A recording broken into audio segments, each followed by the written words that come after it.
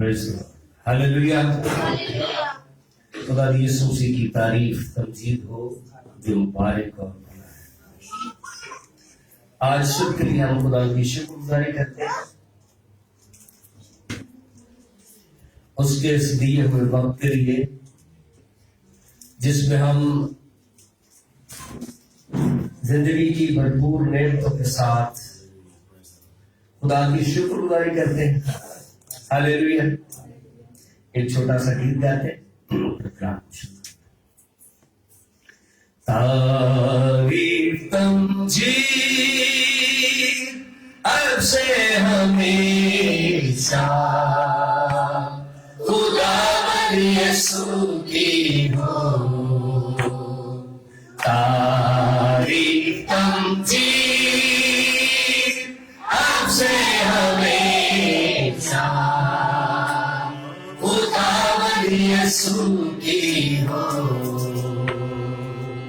वो भी मुनजी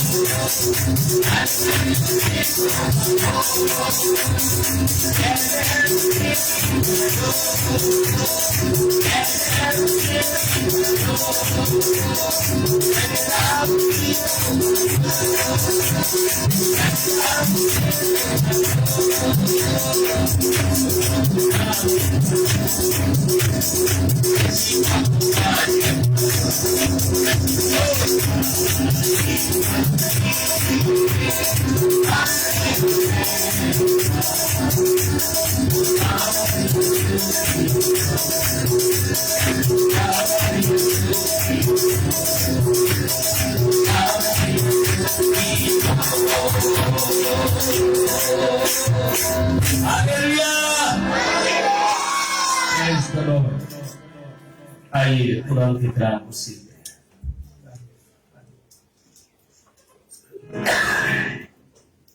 खुदावन का मुकद्दस कलाम।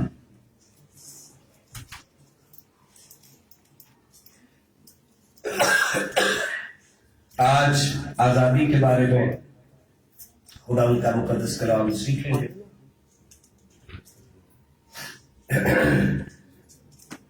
पैदाइश की किताब खुले मेरे साथ, इसका 15वां बाब पहली आयत से खुदा की किताब में से सीखते हैं। इन बातों के बाद खुदा का कलाम रोया में अब्राम पर नाजिल हुआ और उसने फरमाया, ए अब्राम तू मत ले, मैं तेरी सिफत और तेरा बहुत बड़ा अजर। अब्राम ने कहा, ए खुदा तू मुझे क्या देगा, क्योंकि मैं तो बेऔलाद जाता हूं, मेरे घर का मुख्तार दमिश्क एलीएज़र है। फिर अब्राम ने कहा, देख तूने मुझे कोई औलाद नहीं, और देख मेरा खानाजाद मेरा वारिस होगा। तब खुदा का कलाम उस पर नाज़िल हुआ और उससे फरमाया, ये तेरा वारिस ना होगा, बल्कि वो जो तेरे सुलभ से पैदा होगा वही तेरा वारिस होगा। और उसको बाहर ले गया और कहा कि अब आसमान की तरफ निगाह कर, और अगर तू सितारों को गिन सकता है तो गिन। और उससे कहा, तेरी औलाद ऐसी भी होगी। और वो खुदावन पर ईमान लाया और इसे उसने उसके हक में रास्तबाजी शुमार किया। खुदावन के कलाम में यहां पर जो बात हम देखते हैं, दुनिया में सारे लोग एक जैसे हैं। अब्राहम जो ईमानदारों का बाप कहलाता है, उसकी जिंदगी में भी कई बार बहुत सारे दुख, बहुत सारी परेशानियां आई थी, लेकिन खुदावंद ने हमेशा कलाम के जरिया से इस हालत में उसने तसल्ली दी। यानी गोया इस बीमारी का इलाज खुदा के कलाम से होता है। जहां पर मायूसी है, नाउमीदी है, उदासी है, और जहां पर इंसान अपने आप को गैर महफूज समझता है, अब्राहम की जिंदगी में भी ऐसे ही है। खुदा उनका कलाम नाज़िल हुआ, खुदा ने कहा, अब्राहम तू मत डर। आज भी बहुत सारे लोग अपनी जिंदगी में डरे हुए हालात से कि आने वाले दिनों में क्या होगा। फिर दूसरी बात, उसकी औलाद नहीं है, कहना खुदा तूने मुझे कुछ नहीं दिया। लेकिन आज अगर देखा जाए, ईमानदारों के अंदर अब्राहम एक चमकता हुआ सितारा है। हालेलुया। इस तरह से अगर आप आज मायूसी की हालत में यहां पर बैठे हैं, आप खुदावंद में भरोसा करें, खुदावंद आपके साथ है। हालेलुया। और यही यहां पर हुआ। खुदा ने से कहा, सितारों को गिन, अगर तू गिन सकता है तो गिन ले। आप गिन सकते सितारों को? और से उम्मीद थी कि तेरी बरकत ऐसे ही कसरत के साथ होगी। वो औलाद की सूरत में हो, वो दीगर नेमतों की सूरत में हो, अनगिनत होगी। और वो खुदा पर ईमान लाया और उसके लिए रास्तबाजी शुमार किया गया। और उससे कहा कि मैं खुदावंद हूं। हालेलुया।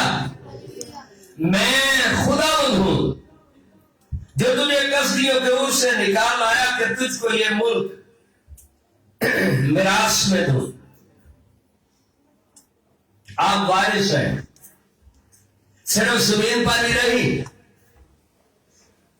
आपका वतन आसमान पर है और आप खुदा यीशु मसीह के हम मिरास हो। हालेलुया। और उसने कहा है, खुदा मैं क्यों कर जानूं कि मैं उसका वारिस हूंगा। उसने से कहा कि मेरे लिए 3 बरस की एक बचिया और 3 बरस की एक बकरी और 3 बरस का एक मेंढा और एक कुमरी और एक कबूतर का बच्चा ले। उसने उन सबों को लिया और उनको बीच से 2 टुकड़े किया और हर टुकड़े को उसके साथ के दूसरे टुकड़े के मुकाबले रखा, मगर परिंदों के टुकड़े ना किए। तब शिकारी परिंदे उन टुकड़ों पर झपटने लगे, पर अब्राम उनको हंकारता रहा। खुदा, वो लोग चेक करते थे कि खुदा ने हमारी दुआ को जवाब इसका दिया है नहीं दिया। इसके लिए एक जो चीज करते थे वो थी कुर्बानी। वो क्या थी? कुर्बानी। और कुर्बानी में ये अहद का एक्चुअली निशान था। अहद के अंदर हमेशा कम से कम 2 लोग होते हैं। कितने? कम से कम। अहद के अंदर कम से कम 2 लोग होते हैं और वो एक ओथ होता है, वो एग्रीमेंट होता है कि मुझे बरकत मिलेगी नहीं मिलेगी, मेरे साथ अहद कर। मेरे साथ क्या कर? मेरे साथ अहद कर कि मुझे बरकत मिलेगी नहीं मिलेगी। और शाम हो रही थी, सूरज डूबते वक्त अब्राहम पर गहरी नींद गालिब हुई। कई बार आप खुदा के वादा के प्रोसेस में जब चल रहे हैं, आपने बेदार रहना है। हालेलुया। आपने खुदा का इंतजार करना है।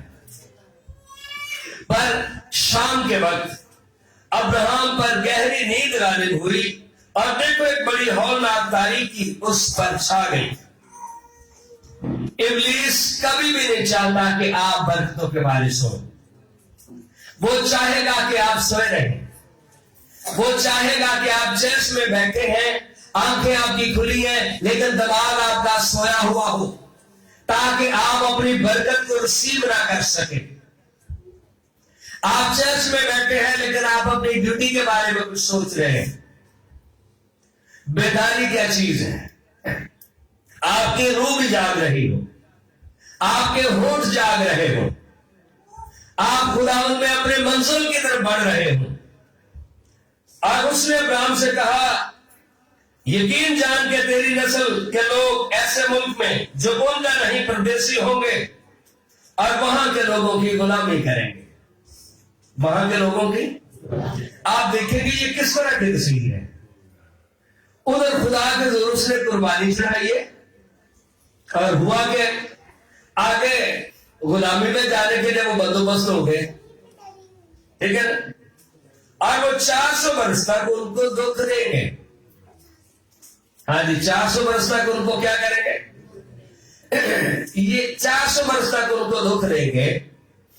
और 400 वर्ष तक कब बनी इस्राएल गुलामी में गए? मिस्र की गुलामी में। और फिर खुदा ने मूसा वहां पर पैदा किया। हालेलुया। मूसा वहां पर पैदा किया जो उनको गुलामी से निकाले। लेकिन यहां पर देखते हैं कि ये क्या हुआ था। अब्राहम के दिनों में तो गुलामी ये नहीं आई थी, लेकिन कई बार देखिए यीशु से इस दुनिया में एक बार फिर आने वाला है। और यशायाह की किताब में बार बार लिखे, जाग जाग ऐ सिय्योन और अपनी शौकत से मुलव्वस हो। आमीन। अपनी शौकत से, ये आयत मैं पढ़ता हूं, इसकी तफसीर ज्यादा नहीं करेंगे, लेकिन सिर्फ जुमला मैं आपको बताना चाहता हूं। यशायाह की किताब खोलेंगे और इसमें ये बार बार जो है ना ये जुमला आएगा। और जहां पर खुदा जो है कहता है कि बेदार हो जाओ, उठो और होश में आओ।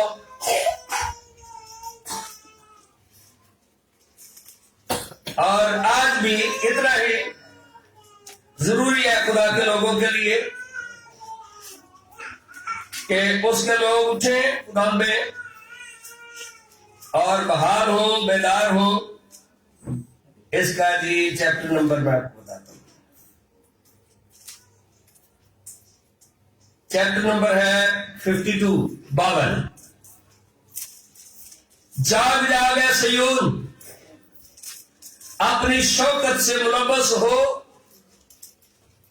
यरूशलेम मुकद्दस शहर अपना खुशनुमा लिबास पहन ले,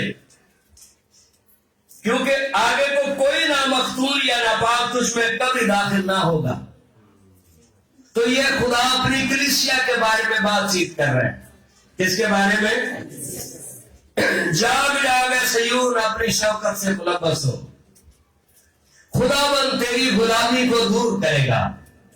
हालेलुया। पर जागने की जरूरत है, बेदार होने की जरूरत है। यीशु मसीह इस दुनिया में फिर आने वाला है, ठीक है? और कोई ना बात तुझ में दाखिल ना होगा। अपने ऊपर से गर्द झाड़ दे, अपने ऊपर से गर्द, इसका मतलब क्या हो सकता है? मिट्टी का टाप, धूल। अपने आप को पाक और साफ कर। खुदावंद जल्द इस दुनिया में आने वाला है। उठकर बैठ। हाँ जी, कैसे बैठ? कई बार लोग दुआ कर रहे होते हैं, ऐसे मतलब परेशान या बैठे, तो थोड़ा अलर्ट हो गए बाबू, उठकर बैठ। वो ये बात करता है, दूसरे सयून अपनी गर्दन के बंधनों को खोल डाल। बहुत सारे बंधन हैं तो खुद ही हमने डाले हुए हैं। नशेबाजी का बंधन हमने खुद ही डाला हुआ है। बुरी चीजों के बंधन, बुरी ख्वाहिशों के बंधन, लालच के बंधन हमने खुद ही डाले हुए हैं। लिखा है अपने बंधनों को खोल डाल, आजादी की तरफ आओ। क्योंकि खुदा यूं फरमाता है, तो मुफ्त बेचे गए और तुम बेजार ही आजाद किए जाओगे। कैसे बेचे गए? कई बार तो कुछ चीज होती है ना, किसी से कुछ हासिल हो, भाई ये हम चीज कर रहे हैं, दुख उठा रहे हैं, इसके बदला में हमें ये हासिल है। जो सिगरेट पी रहा है उसे क्या हासिल है? जो चरस पी रहा है उसे क्या हासिल है? जो पाउडर पी रहा है उसे क्या हासिल है? तो मुफ्त में उस गिरफ्त के अंदर गए हो। अब आपका छूटना मुश्किल है। चलो जी, आपने इस मुश्किल में आप गए हो, आपको साल बाद इतने पैसे मिलेंगे। भाई दुख तो उठा रहे हैं, लेकिन इतने पैसे मिलेंगे। आपको क्या मिलेगा? तो मुफ्त बेचे गए हो। कितनी और बातें ले सकते हैं?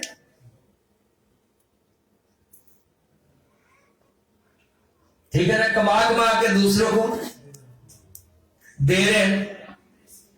और ये तजुर्बा एक किसी सिंगल शख्स की बात नहीं मैं कर रहा, मजमूई तौर पर अपनी बेटियों के लिए मैं बात कर रहा हूं। कई बार दीगर बाजार में ब्याह शादियां कर लेती हैं, कमा कमा के उनको नर्सिस, सारी दुनिया तो एक जैसी नहीं, लेकिन जो अब मैं किसी के लिए, वो मेरी बेटी है, वो मेरी बहनें हैं, कलाम की मैं बात आपको बताया। कई और भी टीचर्स भी हो सकती हैं, कई और भी होती है, अनपढ़ भी, इस तरह की बहुत सारे केसेस हैं। आप कमा कमा के उनको दे रहे हो, क्या मिला तुम्हें? तो मुफ्त में बेचे गए हो, जिसका कोई रिवार्ड नहीं है, कोई बदला नहीं। लेकिन एक है जो मुफ्त में आपको आजाद कर सकता है। हालेलुया। उसका नाम आप बताएंगे। उसका नाम यीशु है, जो आजाद करता है और मुफ्त में करता है, खुद अपना देता है और आपके बंधनों को तोड़ता है। वो यीशु मसीह है। तो मुफ्त में बेचे गए हो, पर मुफ्त में इसके लिए आपको कुछ भी पे नहीं करना पड़ेगा। आमीन। आपको पे कुछ भी नहीं करना पड़ेगा। और इसका मतलब ये नहीं कि निजात सस्ती है।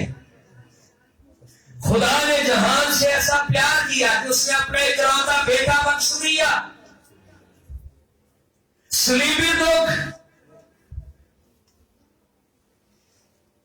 मीका की किताब में लिखे वो मेरे मुंह के ऊपर डंडा मारते हैं, और एक शख्स है उसने यीशु के मुंह के ऊपर डंडा मारा, यीशु की नाक से खून बहना शुरू हो गया। और लिखा है 51वें बाब की आयत नंबर अगर देखें 9 में, जाग जाग ऐ खुदावन के बाजू, तवानाई से मुलब्बस हो। हालेलुया। याद रखिए, अगर आप गुलामी के अंदर हैं, खुदावन का हाथ आपको आजाद करना चाहता है। आप किसी नशे से छूट नहीं सकते, आप किसी बुराई से छूट नहीं सकते। खुदावन का हाथ आपके बंधनों को तोड़ता है। हालेलुया। तो आप जानें, आपका खुदावन जाग रहा है। हालेलुया। आपका खुदावन जाग रहा है। आयत नंबर 12 में लिखा है, तुमको तसल्ली देने वाला। आगे क्या लिखा भाई, आयत पढ़ेंगे। हाँ जी, मैं ही हूं। आप तसल्ली ढूंढ रहे हैं मुख्तलिफ वीडियोस के अंदर, अगर दिल परेशान सी, चलो मूवी शुरू देने। खुदावंद कहते हैं, तुमको तसल्ली देने वाला मैं हूं, मैं ही हूं। तू कौन है जो फानी इंसान से और आदमजात से जो घास की मानद हो जाएगा डरता है? आप किसी बात से न डरें। तुमको तसल्ली देने वाला इंसान आपको धोखा देते, इंसान आपको बीच रास्ते में छोड़ जाते हैं।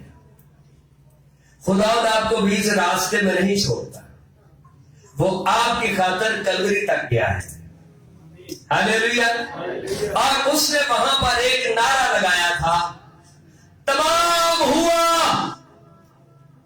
जो कुछ आपकी आजादी और रिहाई के लिए था